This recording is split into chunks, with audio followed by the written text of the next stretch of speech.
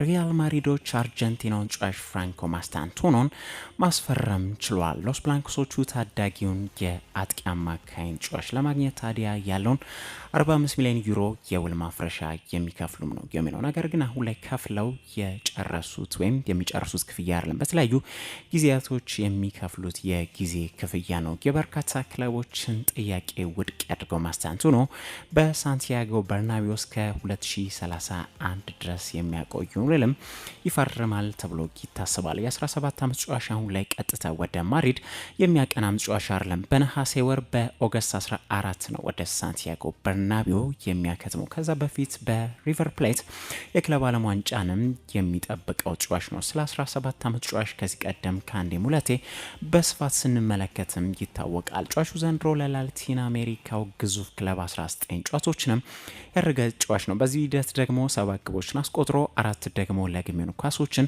አመሻሽቶ ማቀበል ችሏል። ገና በ17 ዓመቱ ላይ ሆኖ ደግሞ ለአርጀንቲና ብሔራዊ ቡድን ጨዋታዎችን እየጫወተም ነው የሚገኘው። በነገራችን ላይ ፍራንኮ ማስታንቱኖ ገና በልጅነቱ ስፖርትን ሊመርጥ የሚችል አይነት ተጫዋች አልነበረም። ከቦኖስ አይረስ 300 ኪሎ ሜትር በምትርቀው በአዙል ከተማ የተወለደው ማስታንቱኖ ገና በእድሜው መጀመሪያዎቹ ላይ በስፖርቱ የጥምር ሙያ ባለቤትም ነበር። ቴኒስም እግር ኳስም ይጫወት የነበረ ተጫዋች ነበር። መጫወት ስለም ደግሞ ዝም ብሎ መጫወት ሲሆን በአግባቡ ጥንቅቅ አድርጎ በሁለቱም የተዋጣለት ተጫዋች ነበር። አንዳንዴ ግን በህይወታችን ነገሮች ባላሰብናቸው መንገድ ይሄዳሉ። ማስታንቱኖ ይህ ነው የገጠመው። ገና በ10 ዓመቱ ነበር ሪቨር ፕሌቶች በአካዳሚያቸው ቦታ እየሰጡት። የሚገርመው ግን አድማጮች ማስታንቱኖ ያኔ ይህንን ወርቃማ እድል ውድቅ አድርጎት ነው የነበረው። ይህም የሆነው ቤተሰቦቹ ልጃቸው እንዲገፋ የሚፈልጉት በእግር ኳስ ሳይሆን በቴኒሱ ስፖርት ስለነበረ ነው። ይህም ቢሆን ግን በክፉኛ ሁኔታ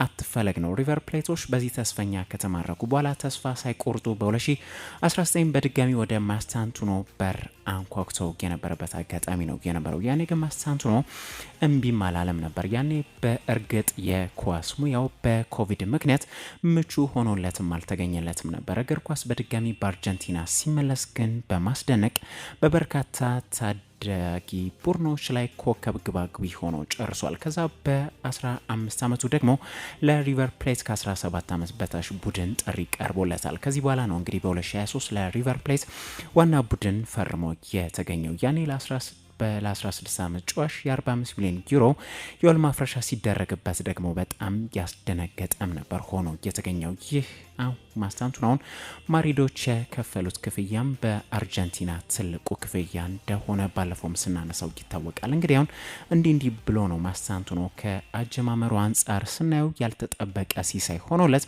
መዳረሻው የ15 ጊዜ የአውሮፓ ዋንጫ አሸናፊዎቹ ቤት ሪያል ማድሪዶች ቤት ሆኖ ሊገኝ የቻለው ማለት ነው።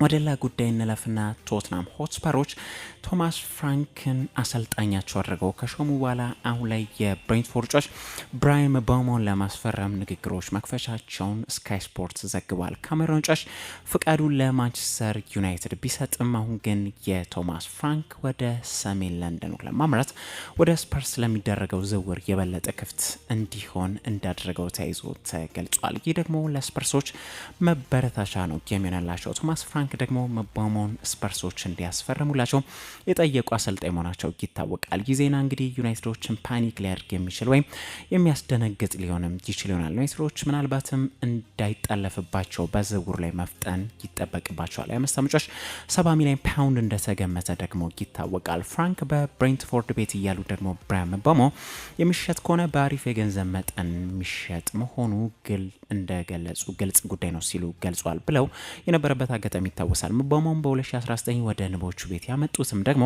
ራሳቸው ዴኒሽ አሰልጣኝ ናቸው። ጨዋቹ በተጠናቀቀው ዓመት መድመቁ ደግሞ የሚታወቅ ጉዳይ ነው። በሚድ ቴብል ላይ ሆኖ ለጨረሰ ቡድን 20 የፕሪሚየር ሊግ ግቦችን መረብ ላይ ማሳረፍ የቻለ ጨዋች ነው። የጨዋቹ ቀጣይ ማረፊያ የት ይሆናል ወይ የሚለው ቲያትር ኦፍ ድሪምስ ወይስ ወደ ስፐርስ ቤት ያቀናል ወይ የሚለው የሚጠበቅ ጉዳይ ነው። ወንጀል ውስጥ የተዘፈቀው የቀድሞው የአያክስ ጨዋች የሆነው ኩዊንሲ ፕሮምስ በዱባይ ታስሯል። በዚህም አሁን ላይ ተይዞ ወደ ኔዘርላንድ ያመራል ተብሎ የሚጠበቅ ሲሆን የ7 ዓመት ከግማሽ እስራት ያህል የሚጠብቀውም ነው ነው። የእግር ኳስ ሙያውን እንደ ቀልድ ያበላሸ ተጫዋች ነው። ጥሩ ገንዘብ ሜክ የሚያደርግ ተጫዋች ወንጀል ውስጥ ተዘፍቆ መጨረሻው እስር ቤት ሲሆን መመልከት ደግሞ በእውነቱ ያሳዝናል። አንደኛ ወንጀሉ አደንዛዥ እጽ በማዞር እንደሆነም ይታወቃል። ከዚህ ቀደም በህገ ወጥ መንገድ ኮኬን በማስገባት ተይዞ የ6 ዓመት ፍርድ ነው የተፈረደበት። በዚህ ደግሞ አላበቃም። ከዝኑን በስለት በመውጋት ደግሞ የ18 ወራት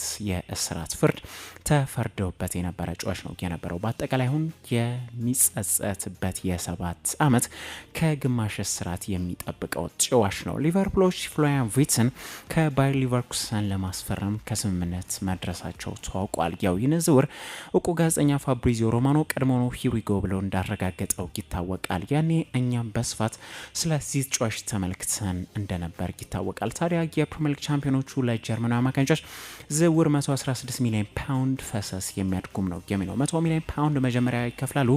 ከዛ 16ቱን ደግሞ በአድኦንስ መልክ ደግሞ የሚከፍሉ ነው የሚለው። ጭማሪ ክፍያው ግን ቀያዮቹ አንዳንድ ነገሮችን የሚያሳኩ ከሆነ ነው ተግባራዊ የሚሆነው።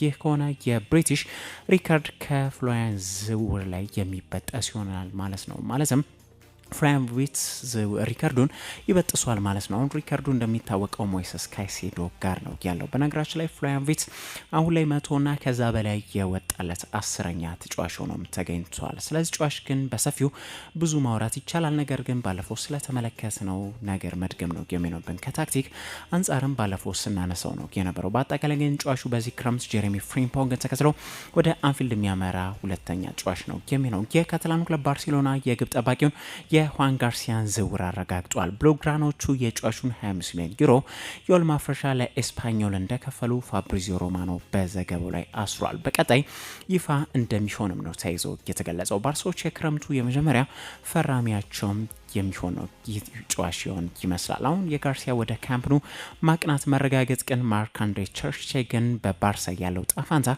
አጠራጣሪ ሊያደርግበት ይችላል። በእርግጥ ጀርመናዊ ግብ ጠባቂ በክለቡ መቆየት ነው ፍላጎቱ፣ ግን ደግሞ ቦታው ቁጥር 1 ቦታውን ከተነጠቀ በተለይ እጣ ፋንታው አጠራጣሪ ነው የሚሆኑበት። ከዚህ ጋር ሳይዞም ከክለቡ ፕሬዚዳንት ሁዋን ላፖርታና ከአሰልጣኝ ሃንሲ ፍሊክ ጋር በክለቡ ስላለው እጣ ፋንታ እንደሚነጋገርም እየተገለጸ ይገኛል። አድማጮች ሰዓት ስለሌለኝ አንዳንድ አጫጭር መረጃዎችን ደግሞ ላጋራችሁና እንላይ። የሳውዲ አረቢያው ክለብ አልሃሊ የአውስትራሊያን አሰልጣኝ አንጅ ፖስቴኮግሉን የመቅጠር ፍላጎት እንዳላቸው ቴሌግራፍ ይዞት ወጥቶ መረጃ ያመለክታል። ፖስቴኮግሉ ስፐርሶች ከ17 ዓመታት በኋላ የመጀመሪያ ዋንጫቸውን እንዲመለከቱ አስችለው ሳይጠበቅ ግን የዋሉት ውለታ ሳይቆጠርላቸው መሰናበታቸው የሚታወቅ ጉዳይ ነው። እንግዲህ በአልሃሊ እየተፈለጉ ይገኛሉ። በሌላ ጭር መረጃ የበርንሌይ ባለቤት በስፔን ክለብ ኤስፓኞል ድርሻ ለመግዛት በላቀ ንግግር ላይ እንደሆኑ ዘ ጋርዲያን ይዞት የወጡ መረጃ ያመላክታል። ብራይተኖች ደግሞ ቻላላምፖስ ኮስቱላስ የተባለን